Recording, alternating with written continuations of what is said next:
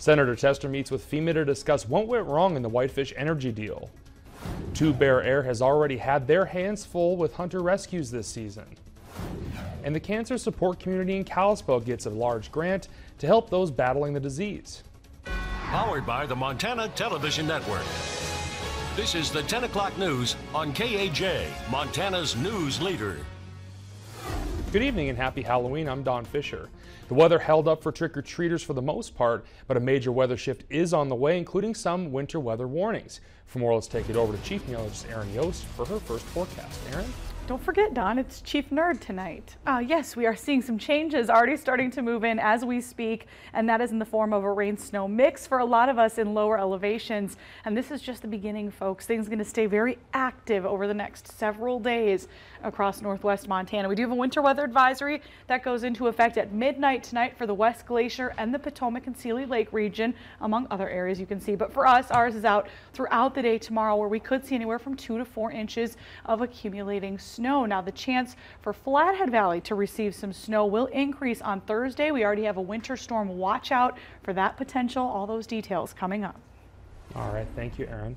Senator Jon Tester wanted answers from the FEMA administrator while he met with the Senate Homeland Security and Governmental Affairs Committee today to discuss what went wrong in a controversial deal that PREPA made with Whitefish Energy to restore power to the hurricane-ravaged Puerto Rico area. Despite the contention, FEMA says that not $1 of the agency's money has been used to pay Whitefish Energy Holdings, but Puerto Rico authorities are asking them to pay $10 million for the power restoration efforts done so far. So that leaves it unclear as to how the young company will be reimbursed for the nearly month of work that it has completed, considering the island's government and utility authorities both filed for bankruptcy this year. The contract signed in late September called for an initial $3.7 million payment, followed by reimbursement of up to $300 million for a completely satisfactory job. Senator Jon Tester responded, questioning the judgment of PREPA to hire Whitefish Energy, while FEMA Administrator Brock Long says his agency would not have signed off on the contract had they been made aware of it. I've been in office 132 days. For 70 of those days, we've been actively responding to Harvey, Irma, Maria, and the extraordinary California wildfires as well. Each one of these events that I just spoke of could truly be catastrophic events, standalone events, but they happen in rapid succession of 25-day period, which is obviously unprecedented. That I should be tickled pink that they gave a contract to a company in Montana, but as you look at the situation, 2 people, been in business 2 years, never done disaster work before. What kind of people are on this board? Major General Donald Jackson with the U.S. Marine Corps of Engineers said during the session that the island's financial situation meant the utility companies were hesitant to engage out of concern that they would not be paid. That's when PREPA struck the agreement with Whitefish. And with kids bringing home buckets of candy, health experts offer some tips on how to make sure they're enjoying their treats safely. The World Health Organization says kids' daily calorie intake from sugar should be about 10% of the total calories for the day. Setting limits for how much candy kids consume can be good as long as guidelines are realistic, consistent, and positive. Some experts suggest 1 piece of candy per year of age, like allowing a 5-year-old 5 pieces of candy per day. Also consider storing that candy in a central location in the home instead of in the child's bedroom. The Flathead County Health Department gives other guidelines for candies for kids while they are trick-or-treating. You want to make sure the kids are only eating the factory-wrapped treats, so avoid eating those homemade treats from strangers. And then if your kids have allergies, that's something to be really cautious of too, is making sure you know the ingredients of everything and that you've looked through those treats prior to your kids eating them. And if you're concerned about your children's teeth, some dentists suggest chocolate as their preferred choice of candy because it doesn't stick to the teeth as much and it melts away in the mouth. Flathead Electric Cooperative has donated to the Seeley Swan Search and Rescue as part of their Roundup for Safety program. That program is funded by members who choose to round up their electric bills to the next dollar. That money goes into this fund. The Swan Mission Search and Rescue provides services in the Swan Valley and Northern Lake County areas. They were given $1,300 in order to boost their rescue efforts. Swan Mission Search and Rescue President Carol Fields says they will be using the money to purchase new transceivers, a device used to locate people that are buried in avalanches. She says the old transceivers they used worked fine, but these new ones have features that will allow them to reach their goal of being more efficient and quick during these rescue missions. The big feature with those is when you get on scene, immediately it tells you how many burials you have. Because with the old technology, you get there and you find one, and then you have to dig up the person and find the transceiver, turn it off, and move on to the next one.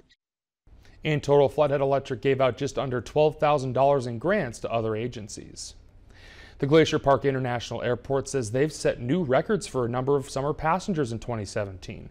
From June to September of this year, the airport welcomed almost 113,000 total passengers, up almost 14% from last year's numbers. That record also marks the first summer in history that Glacier International Airport saw more than 40,000 outbound passengers pass through the airport in a single month, which actually happened twice, both in July and August. The airport plans to accommodate the growth in traffic, with airport officials constructing a master plan to help streamline operations. That process is in the outreach phase, while the airport learns what passengers have to say about their facility. And already this season, Two Bear Air Rescue and Montana Fish, Wildlife and Parks have had a high volume of rescue missions involving hunters who were either lost or stranded. MTN's Jack Ginsburg spoke with both those agencies to see what hunters can do to prevent these incidents. Just 1.5 weeks after hunting season has opened, Two Bear Air Rescue has already reported over 10 hoist missions. On Thursday night alone, the rescue team had 3 missions and 4 hoists within a 7-hour time period. Montana Fish, Wildlife and Parks Region 1 Warden Captain Lee Anderson says hunters should start by having a trip fully planned out before leaving.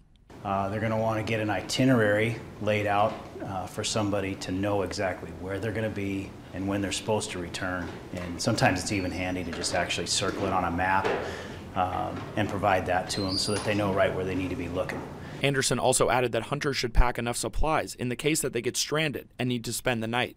Extra food, water, dry clothing, and multiple means to start a fire. You know, the psychological benefits of a fire are almost as important as just the warmth that you're actually going to get from it. So be prepared to do that under the conditions that you're stuck in. Not only would a fire give you warmth and mental strength, but Two Bear Air Rescue Director and Chief Pilot Jim Pierce says it will help the helicopter find you through infrared technology. The big ones for us finding them is light source and heat source, whether it be fires, flashlights, things like that. We can see for 3-4 miles away. We can see somebody with a fire before we even get there. Both Two Bear Air Rescue and Montana Fish, Wildlife and Parks express that they hope hunters will take these precautions seriously to ensure a lesser risk while in the woods. In Kalispell, Jack Ginsburg, MTN News. And coming up, Aaron is back with your snowy forecast for the rest of the week. And a Bozeman 6th grader will have a very important role this holiday season. Find out what that is after the break.